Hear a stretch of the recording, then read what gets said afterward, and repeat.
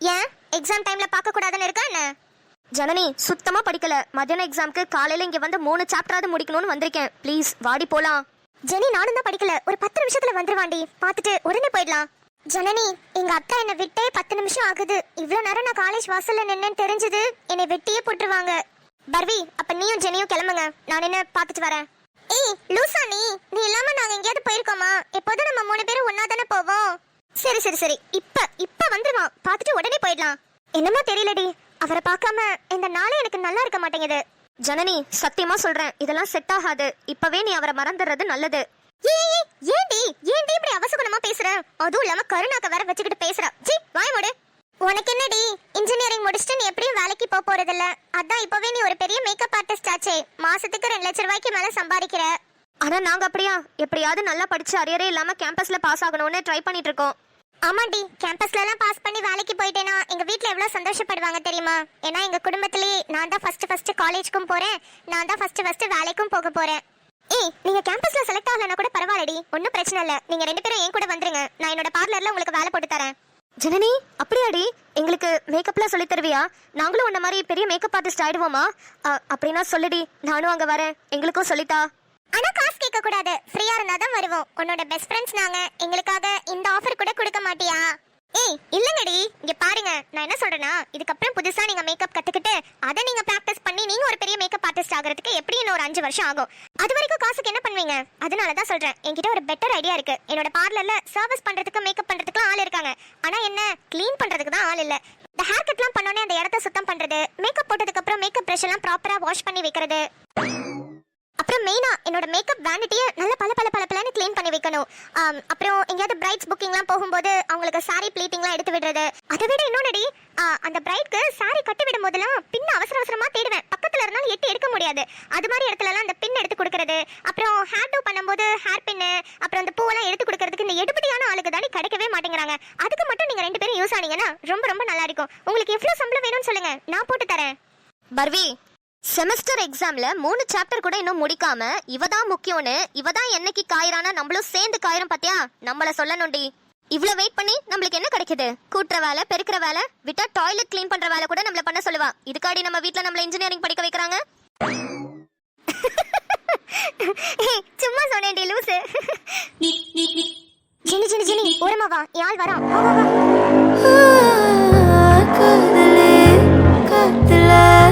அழகாக வீசுது கைப்பிடி இடுக்கல, வாழ்க்கையும் தெரியுது கனவிலும் நினைக்கல, சிரிப்பு மயங்குற. எக்ஸ்கியூஸ் மீ, கொஞ்சம் தள்ளுறீங்களா? வானத்தின் நிலவுதான் என்று பூக்குது. தேங்க்ஸ். போச்சுடி, இத்தனை நாளா தன்னால பாத்துட்டு மட்டும் தான் இருந்தா. இப்ப அவர் பேச வர செஞ்சுட்டாரா? போச்சு, இனிமே கையிலே பிடிக்க முடியாது. கொஞ்ச நேரத்துக்கு நம்ம என்ன பேசினாலும் காதுல விழாது. புடிச்சு தள்ளிட்டே போய் கிளாஸ் ரூம் வரைக்கும் உட்கார வச்சிருவோம். நம்ம வேற படிக்கணும்டி. ஜனனி சுத்தம், நீ சொல்றதுதான் கரெக்ட். தள்ளிட்டே போயிருவோம். மூஞ்ச பாரு குரங்கு, இதுக்கெல்லாம் லிப்ஸ்டிக் ஒரு கேடு. ஏய் என்ன சொன்ன? ஒன்னும் சொல்லையே. லிப்ஸ்டிக் ஷேட் நல்லா இருக்கு, எந்த பிராண்ட் என்ன நம்பரா இருக்குன்னு யோசிச்சுட்டு இருந்தேன், வேற ஒன்னும் சொல்லல. ஆமா, இப்படி எனி டைம் மேக்கப் போட்டுட்டே இருக்கியே, அப்படி போட்டுட்டு எங்க தான் போற? வீட்ல தானே உட்கார்ந்திருக்க, அதுக்கு எதுக்கு இவ்ளோ மேக்கப்? அத உன்கிட்ட சொல்லணும்னு அவசியம் இல்ல. உன் வேலை என்னமோ அதை மட்டும் பாரு. வீட்டுக்கு வீடு வாசப்படிங்கிற மாதிரி இந்த வீட்லயே தண்டமா இருக்கிற கேஸ் இது ஒண்ணு மட்டும்தான். ஆமா கீர்த்தனா, உனக்கு காலேஜ்லாம் இல்லையா? நீ காலேஜ்க்கு போயே நான் பார்த்ததே இல்ல. நீ பாக்கணுங்கிறதுக்காகலாம் என்னால காலேஜ் போக முடியாது. எனக்கு எப்ப தோணுதோ அப்பதான் போவேன். அப்படி என்ன கோர்ஸ் தான் படிக்கிறா? எனி டைம் வீட்ல வெட்டியாவே தானே உட்கார்ந்திருக்கா. என்ன படிக்கிறேன்னு கேட்டா அதுக்கும் குதர்க்கமா அதாவது பதில் சொல்லுவா. அதுக்கு மூடிக்கிட்டு அமைதியாவே இருக்கலாம். நிலா மாமா, வயிறு வலி பரவாயில்லையாமா? பரவாயில்ல மாமா, இது 2வது நாள்ல பெருசா வலிக்கல. கொஞ்சம் ரெஸ்ட் எடுத்தா சரியாயிடும். சரிடாமா. அப்புறம் கார்த்திக் டாக்டர் கால் பண்ணாரு. அப்பாவுக்கு ஃபுல்லாவே கியூர் ஆயிடுச்சான். ஹாஸ்பிட்டல்ல இருந்து டிஸ்சார்ஜ் பண்ணிக்க சொல்லிட்டாரு. நான் போய் காசெல்லாம் கட்டிட்டு எல்லாத்தையும் செட்டில் பண்ணிட்டு அப்பாவை கூட்டிட்டு வந்துட்டேன். மாமா நானும் வரேன். வேணாம் வாண்டு, உனக்கே முடியல, எதுக்கு இங்கிட்ட அங்கிட்ட அலைஞ்சிட்டு இருக்கேன்? டைரக்டா போய் காசை கட்டிட்டு அப்பாவை கூட்டிட்டு வரதான் வேலை. நான் போய் பண்ணிட்டு வந்துடுறேன். என்னது வாண்டா? ஏய் நீ என்ன பண்ணிட்டு இருக்கீங்க? வடை சுட்டுட்டு இருக்கேன். பார்த்தா தெரியல, மேக்கப் போட்டுட்டு இருக்கேன். ஏய் உனக்கு இந்த படிக்கிற வேலை, அசைன்மெண்ட் எழுதுற வேலையெல்லாம் எதுவுமே இருக்காதா? காலேஜ்க்கு தானே போற? ஏய் லூசா நீ, நம்ம யாரு டிஎஸ்பியோட பிள்ளைங்க, நம்மளுக்குலாம் அசைன்மெண்ட் எழுதுறது படிக்கிறதெல்லாம் கொடுத்தா நம்ம பண்ணிடுவோமா?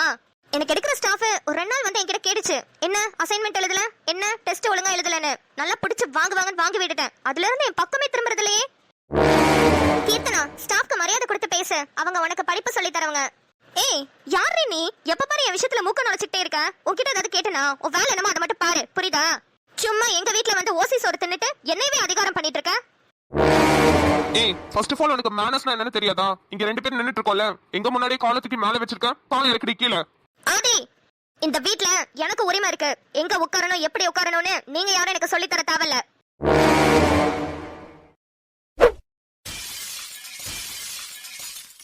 போச்சு, இன்னைக்கு ஒரு பெரிய சம்பவம் இருக்கு.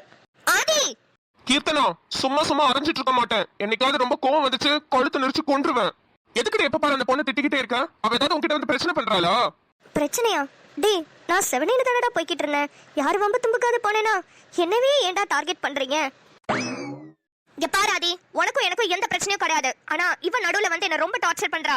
எனக்கு இவள சுத்தமா பிடிக்கல. நம்ம வீட்ல இவ இருக்கிறது எனக்கு சுத்தமா பிடிக்கல. கீர்த்தனா, உனக்கு பிடிச்சாலும் சரி பிடிக்கலனாலும் சரி, இனிமே நிலா நம்ம வீட்ல தான் இருப்பா. அப்புறம் இதுக்கப்புறம் அவளை மரியாதை குறைவா பேசுன உன்னை நான் என்ன பண்ணுவேன்னு எனக்கே தெரியாது. அவ நான் கல்யாணம் பண்ணிக்க போற பொண்ணு, அதுக்காக நீ ரெஸ்பெக்ட் கொடுத்துதான் ஆகணும். இல்ல, எனக்கு புரியல. உன்னோட ஸ்டேட்டஸ்க்கும் உன்னோட இந்த ஸ்மார்ட்னஸ்க்கும் எவ்வளவோ பொண்ணுங்க நிறைய பேர் உனக்கு ப்ரப்போஸ் பண்ணாங்க. என் ஃப்ரெண்ட்ஸே எவ்வளவு பேர் ஸ்டேட்டஸ்ல ஹையா இருக்கிறவங்க உனக்கு ப்ரப்போஸ் பண்ணாங்க. அவங்க எல்லாரையும் விட்டுட்டு போயும் இவ்வளவு ஏன்டா கல்யாணம் பண்ணிக்க போற? என்னடி சும்மா ஸ்டேட்டஸ்ன்ட்டு? நானே அதுல இருந்து வெளியே வந்து எவ்வளவோ நாள் ஆயிடுச்சு. கொஞ்சம் அந்த ரியாலிட்டி வேர்ல்டுக்கு வா. இங்க எவ்வளவு பேரு எவ்வளவு நல்ல மனசோட இருக்காங்கன்னு உனக்கு புரியும். எப்ப பாரு டிஎஸ்பியோட பொண்ணு கீர்த்தனா அருணாச்சலமாவே திங்க் பண்ணாத. ஜஸ்ட் கீர்த்தனா அப்படி திங்க் பண்ணு. எவ்வளவு பெரிய உலகம், ரொம்ப சந்தோஷமான உலகம் உன் கண்ணுக்கு தெரியும் தெரியுமா? மாமா டயலாக்லாம் பின்றாரே. இங்க பாரு, நீ மாறாம போ, அதெல்லாம் எனக்கு எந்த பிரச்சனையும் இல்ல. ஆனா எனக்கும் நிலாக்கும் கல்யாணம் ஆக போகுது. அவ என்னோட வைஃப் ஆக போறா. சோ எனக்கு எவ்வளவு ரெஸ்பெக்ட் கொடுக்கறியோ அதுக்கு ஈக்குவலா அவளுக்கும் நீ ரெஸ்பெக்ட் கொடுக்கணும். என்ன புரியுதா?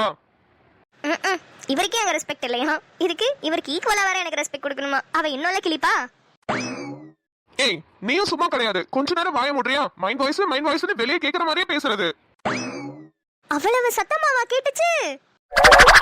உங்களுக்கு பஞ்சாயத்து பண்ணியே மனுஷனுக்கு பிபி ஏறி டென்ஷன் ஆகி ஹார்ட் வெடிச்சிரும் போல. ச்சே, இப்போ உங்க 2 பேரும் தனியா விட்டுட்டு போறதா இல்ல கூட்டிட்டு போறதா ஒன்னும் புரியல.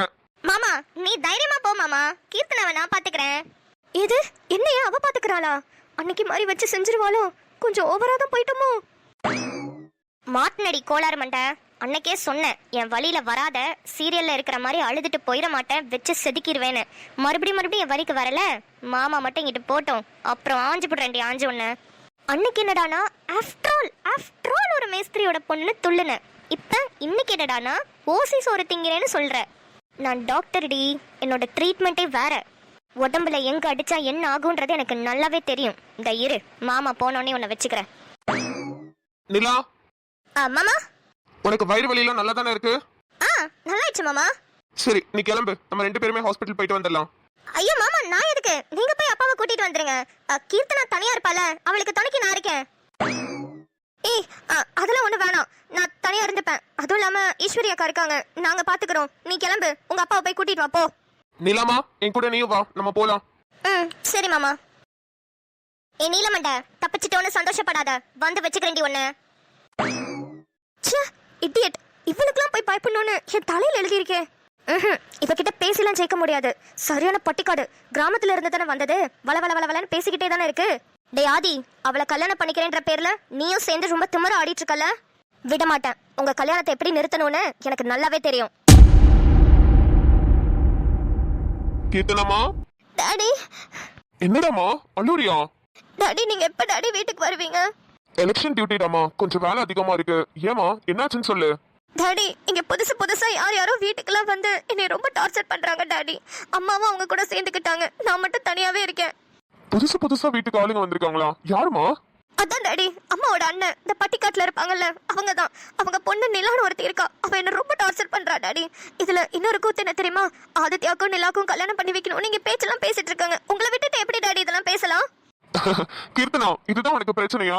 அவங்க யாரும் என்ன விட்டுட்டுலாம் பேசலாமா? எல்லாரும் எனக்கு போன் பண்ணி கேட்டுட்டு தான் நான் சம்மதம் சொன்னதுக்கு அப்புறம் தான் அதை பத்தி எல்லாம் பேசினாங்க. என்ன டாடி சொல்றீங்க? ஆமாமா, அதெல்லாம் பிரச்சனை இல்ல. நாளைக்கு நான் வீட்டுக்கு வந்துருவேமா, வந்து பேசிக்கலாம். இப்ப நான் கொஞ்சம் பிஸியா இருக்கேன், வைக்கிறேன். நம் ராஜதந்திரங்கள் அனைத்தும் வீணாகிவிட்டதே. இன்னும் பயிற்சி வேண்டுமோ?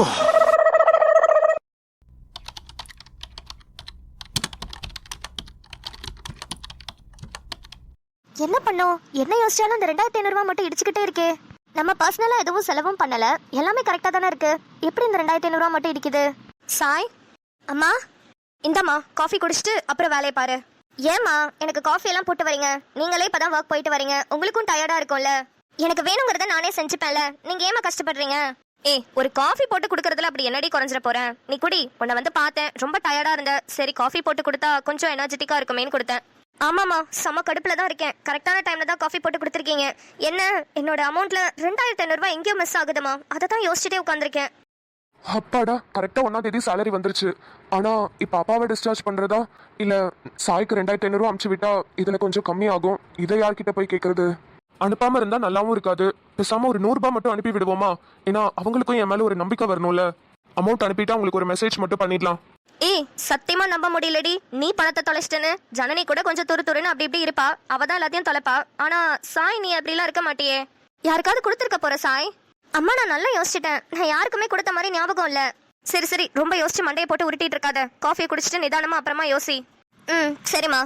அப்புறம் சாய், உன்கிட்ட ஒரு முக்கியமான விஷயம் பேசணும். சொல்லுங்கம்மா. இல்லடி, நான் ஒர்க் பண்ற இடத்துல ஒருத்தவங்களோட பையனுக்கு பொண்ணு பார்த்துட்டு இருக்காங்க. சரி, ஃபேமிலி ரொம்ப நல்ல ஃபேமிலி தான். அவங்க என் கூட தான் ஒர்க் பண்றாங்கன்றதுனால எனக்கு அவங்கள நல்லாவே தெரியும். அதான். அதுக்கு நான் என்னம்மா பண்ணணும்? இல்லடி, அவங்க ஃபோன்ல பேலன்ஸ் இல்லை, அர்ஜென்ட்டாக கால் பண்ணணும்னு என்னோட ஃபோன் கேட்டாங்க. அப்போ நானு நீனு ஜனனி 3 பேரும் இருக்கிற வால்பேப்பரை பார்த்துட்டு, இந்த பொண்ணு உங்க பொண்ணா? என் பையனுக்கு பொண்ணு பார்த்துட்டு இருக்கேன், உங்க பொண்ணை என் பையனுக்கு கல்யாணம் பண்ணி கொடுப்பீங்களான்னு கேட்டாங்க சாய். சரி. என்னடி, நான் என்ன பாட்டி வர சுட்ட கதையா சொல்லிட்டு இருக்கேன்? சரி சொரின்னு இருக்க. மா, அவங்க கேட்டதுக்கு நீங்க என்ன சொன்னீங்க? என் பொண்ணுகிட்ட கேட்டு சொல்றேன்னு சொன்னேன்டி.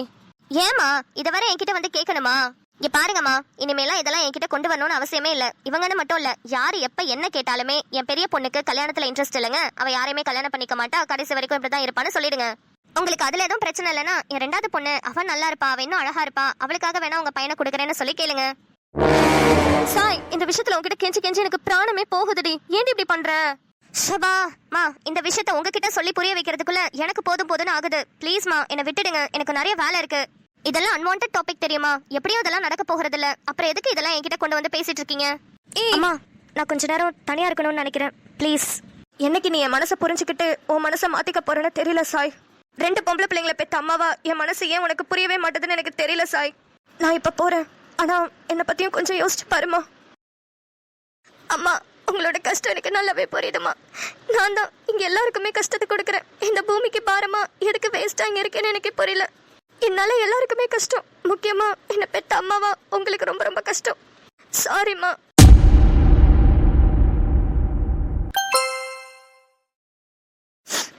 என்னது இது?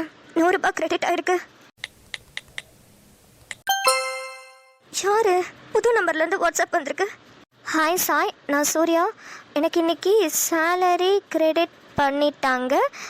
ஆனால் மொத்தமாக அமௌண்ட் உங்களுக்கு 2500 ரூபா அனுப்ப முடியலை. ஏன்னா அப்பாவை இன்னைக்கு டிஸ்சார்ஜ் பண்ணுறாங்க. மொத்த சேலரி அமௌண்ட்டையும் கட்டுற மாதிரி தான் இருக்கும். 100 ரூபா உங்களுக்கு நான் கிரெடிட் பண்ணியிருக்கேன். அது கூட உங்கள் மேலே உங்களுக்கு என் மேலே ஒரு நம்பிக்கை வரணுங்கிறதுக்காக தான். சாரிங்க, சீக்கிரமாகவே உங்கள் அமௌண்ட்டை நான் கொடுத்துட்றேன். ஆமால, சூர்யாவுக்கு நம்ம 2500 ரூபா கொடுத்ததை மறந்தே போயிட்டோமே. அப்பா, கணக்கு கரெக்டாக வந்துருச்சு. இவர் வேற இந்த 2500 ரூபாய் பிடிச்சிட்டு தொங்கிட்டு இருக்காரு. ஐயோ, மெசேஜ் பார்த்துட்டாங்க. ஏதாவது தப்பா நினைச்சிருப்பாங்களா? டைப் வேற பண்ணிட்டு இருக்காங்க, டைப்பிங்னு வருது. ஹாய் சூர்யா, எப்படி இருக்கீங்க? அப்பாவை நல்லபடியாக டிஸ்சார்ஜ் பண்ணுங்க. இன்னொரு வாட்டி இந்த 2500 ரூபாயை பற்றி பேசுனீங்கன்னா உங்களை என்ன பண்ணுவேன்னு எனக்கே தெரியாது. நான் இதை ஜஸ்ட் ஒரு ஹெல்ப்பாக தான் கொடுத்தேன். நீங்கள் தான் அதை கடனாக எடுத்துக்கிட்டீங்க. அதனால நீங்கள் எப்போ திருப்பி கொடுத்தாலும் சரி, இல்லை கொடுக்காட்டாலும் சரி, எனக்கு பிரச்சனை இல்லை. பிரச்சனை இல்லைன்னு அவங்க சொல்கிறாங்க, ஆனால் கொடுக்காம இருந்தால் நல்லா இருக்காது. எப்படியாவது கொடுத்துடணும். சாப்பிட்டீங்களா சாய்? சாப்பிட்டேன் சூர்யா. நீங்க சாப்பிட்டீங்களாவா?